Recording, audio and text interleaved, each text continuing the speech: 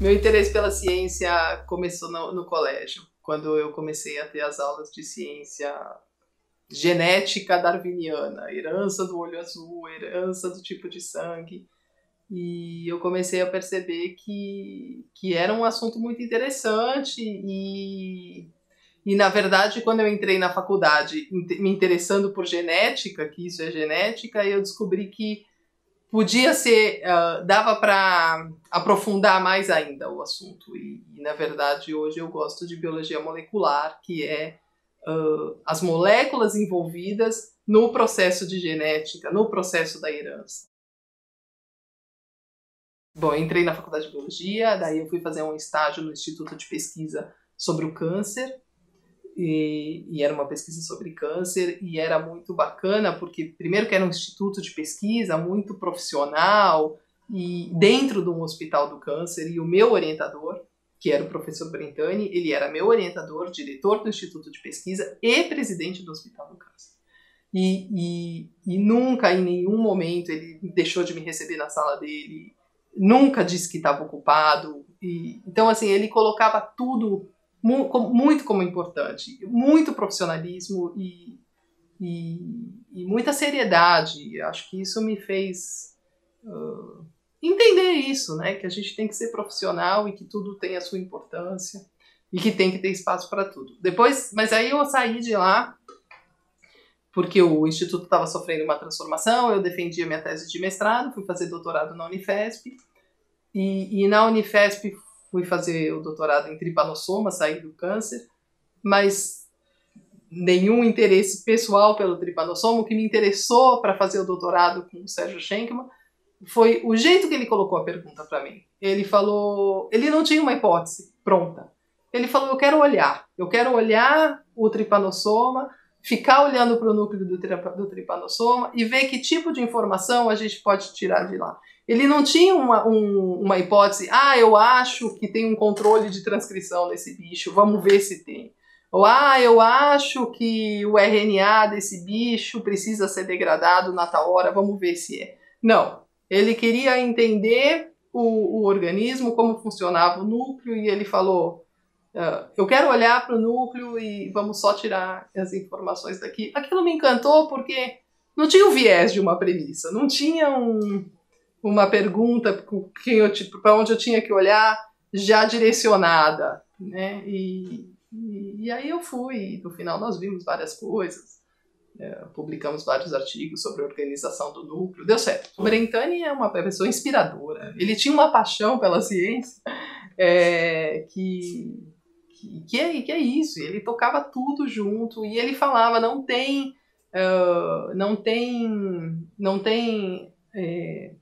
pergunta, o que importa é fazer boa ciência, todas as perguntas são interessantes, não tem uma pergunta melhor que a outra, precisa ter uma ciência de qualidade, e aí tá tudo valendo, né? Eu fiz uma parte pequena do doutorado fora, em New Haven, na Yale, e fiz um pequeno sabático em Cold Spring Harbor, em Nova York. Hoje eu estudo replicação de DNA, duplicação de DNA, que é o processo do DNA, ele vira 2 antes da célula dividir. Para a célula dividir, o DNA que é único tem que virar 2, para quando a célula divide, cada célula recebe um DNA, uma molécula de DNA. Então, o que eu estudo é quais são as proteínas, as moléculas envolvidas nesse processo de duplicação de DNA. Então, como ele funciona normalmente. Agora, como o tripanossoma ele tem 2 formas, aquela que infecta o barbeiro, a que infecta o mamífero, o ciclo de vida que a gente aprende no colégio, ele tem uma forma que não duplica o DNA, não é capaz de duplicar. Então, eu gosto muito de estudar essas 2 formas, a que é capaz de duplicar e a que não é, para a gente entender quais são os mecanismos que a célula usa para bloquear a replicação do DNA, que é a duplicação.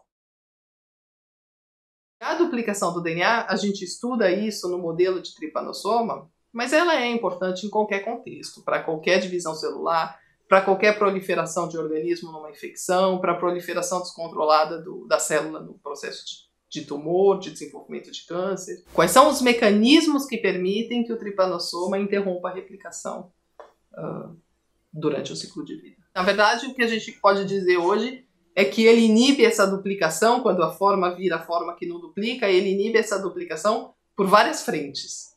Então, por exemplo, tem uma molécula que é fundamental para a duplicação, que a forma que não duplica não produz. Então, aí já não tem duplicação. Tem uma molécula que é importante para a duplicação, que para duplicar o DNA precisa grudar no DNA, na forma que duplica, essa proteína não gruda no DNA. Então, é uma outra razão. Tem uma outra proteína que é importante na duplicação do DNA, que chama RPA, que precisa estar no DNA, precisa estar no núcleo, confinado para fazer a duplicação do DNA. Na forma que não replica, ela não está confinada no núcleo.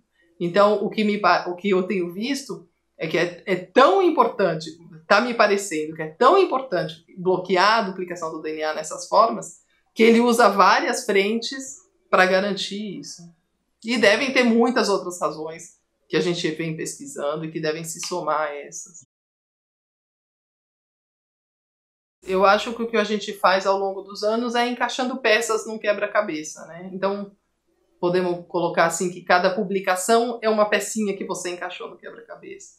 Agora, para você montar todo o cenário do que acontece da duplicação, o que acontece para parar de duplicar na forma que não duplica, que é a forma que infecta, acho que isso é a pesquisa de uma vida, talvez mais de uma vida, né? Sempre tem uma peça a mais para encaixar.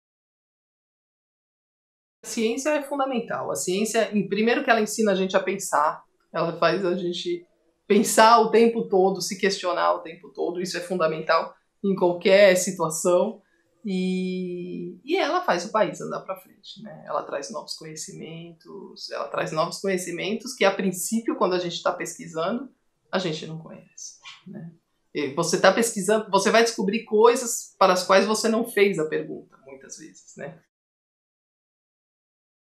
Na verdade, eu acho que tem um artigo que eu li, mas quando eu já estava na ciência, mas que eu acho que mudou o meu jeito de ver a ciência, que foi o paper que conta, o paper dos pesquisadores Avery e McCarthy, o artigo científico que conta como foi a descoberta de que era o DNA que passava a informação genética.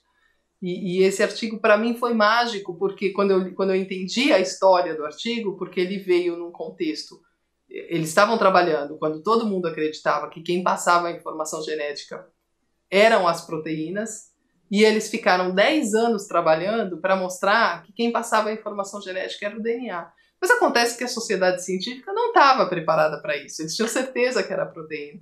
Então, eles preparavam uma amostra que estava contaminada com 0,2% de proteína, que era uma amostra de DNA, e a comunidade falava, é o 0,2% de proteína da sua amostra que está passando a informação genética. E aí, depois de 10 anos fazendo a pesquisa, eles escreveram um artigo pedindo desculpas na discussão, que eles, de fato, estavam vendo que era o DNA, que não era a proteína. E isso, assim, quando eu entendi a história, porque eu já sabia que era o DNA que passava a informação e tal, mas quando eu fui entender como aconteceu isso, que eu percebi que acho que o cientista é isso, o cientista não pode estar fechado nas informações que ele tem, né? As informações que ele tem como verdade, elas estão mudando o tempo todo, e a gente não pode a gente tem que ter a crítica para saber que sempre tudo aquilo que você tem como verdade é questionável, é sempre questionável, e acho que vale para a vida, né? Tá sempre com a cabeça muito aberta para não ficar preso em convicções antigas. E, por exemplo, o tripanossoma é um organismo que lembra disso o tempo todo, porque grande parte dos mecanismos moleculares dele são diferentes dos demais eucariontes. Então, se você começar a estudá-lo pensando no que você sabe de livro-texto, não vai funcionar, porque tem muita coisa diferente. Então, a gente sempre tem que olhar pensando, mas espera aí, isso pode ser diferente. E acho que isso vale para qualquer modelo. Então, não está preso a convicções, e para não deixar para não deixar de perceber quando você tiver uma informação importante à sua frente.